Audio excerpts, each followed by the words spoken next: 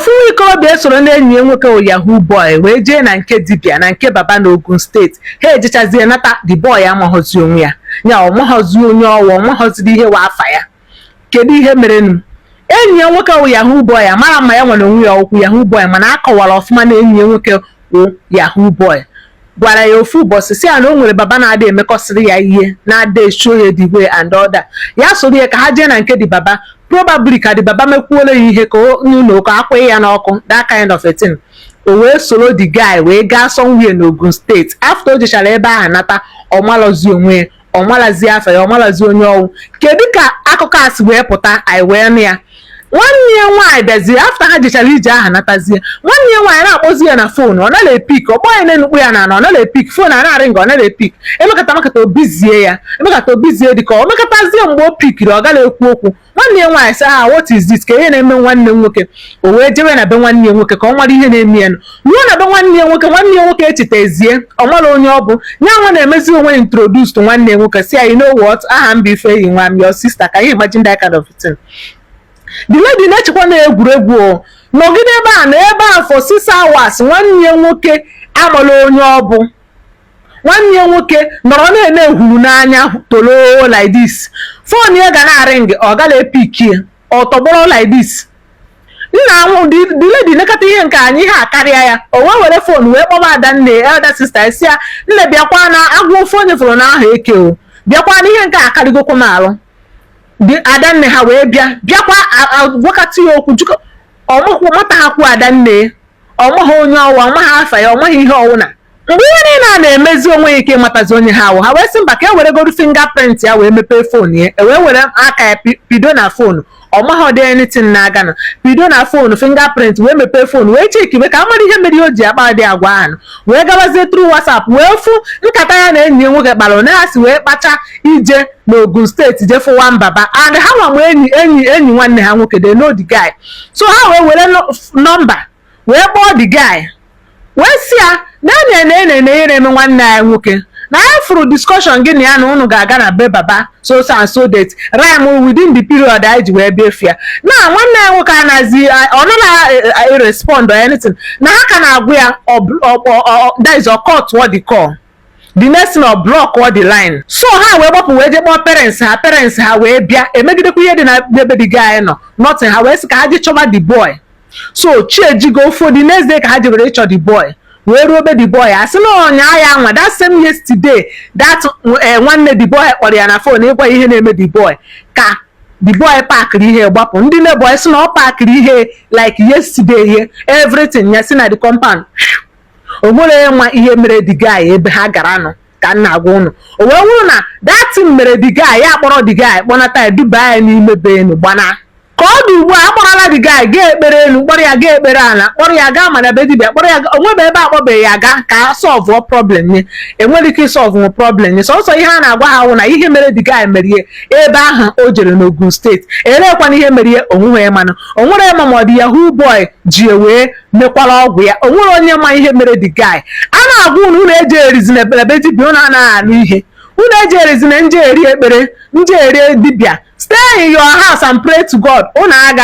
anu ngwade nke na-eme na asị na the guy the matter is getting worse day by day. Even enyi nwaanyị girlfriend ya bịara ọmala onye ọwụ the thing have gotten to the point na the guy a na-erizi nri ọ ga-anọrọ from morning till night ọ ya eri nri phone ya ga-atọgbọrọ na ring ọ maazịkwuru na o nwere phone ọ na-erizi nri ọ na-echetezi onwe ifu na ịsa ahụ brush eze ọ jọsụ tọgbọrọ na-enegwu ka onye eji ihe wipe brain ya completely.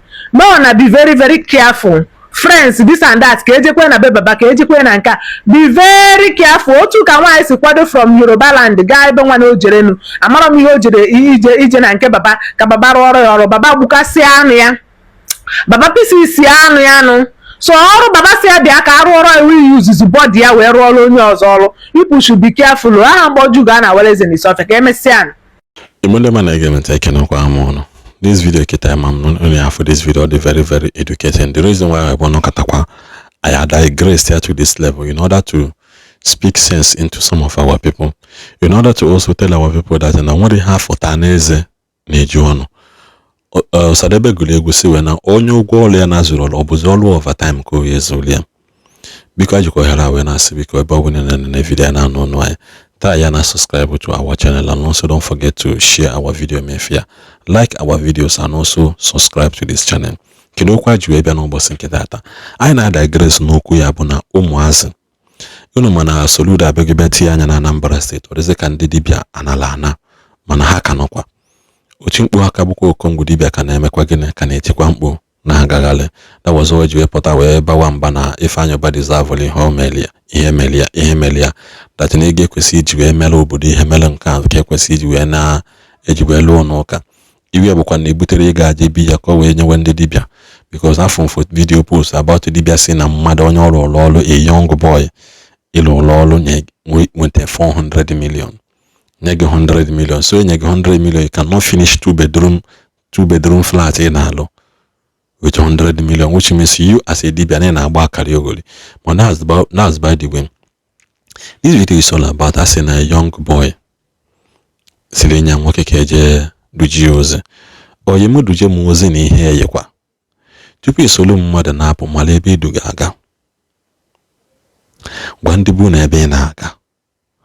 Adịko ma abụọkwa adres. Ka m pụtakwa ka m bịa, ana m abịa. Ka m gbalo ebe n'epụta ọ bụrụkwa adres.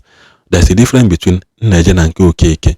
Mpụwa dị mụ na nwa ya nwoke ọ mụ na nwa ya nwaanyị, mụ na nke a na-akpọ Ojiugo, mụ na Tochukwu si ka ndụ jie na nke nwanne mpa ha bi na Abagana, onu obi na Enugu Ukwu, onu obi na Abatete, onu obi na Umuoji, onu obi na Nimo. You begin to give specific locations in case achọba ga-achọba. In case achọba ga-achọba. Because many people if you go today without Imahebe Haja, when they have say or just quite no Abia, it have 5 years, yeah, it have 2 years, I know better. Just like that video trended 2 years ago.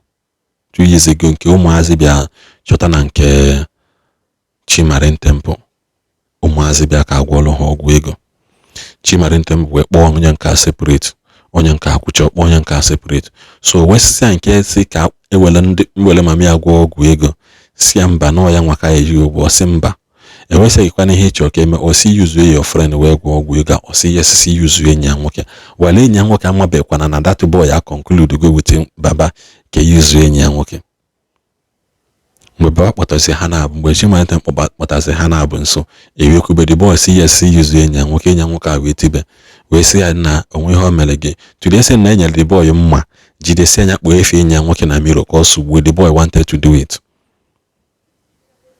Maka na educhela mmadụ ozi Chimarin Temple ji etibe pịawa the boy tibie o webụzi na nke ọzọ adutela mmadụ ozi bụkwa only son. Ndị be ha jere ọlụ osole enyi ya nwoke si Ọnịcha gbagotebe Asaba ka bịa gwọọ ọgwụ. Kedu ka ndị be ha yesi mmanụ osigo Ọnịcha gbagote Asaba? Ọ bụ ihe mere ha n'ụzọ. Will that small boy admit that na ya na that boy so wepụ apụ?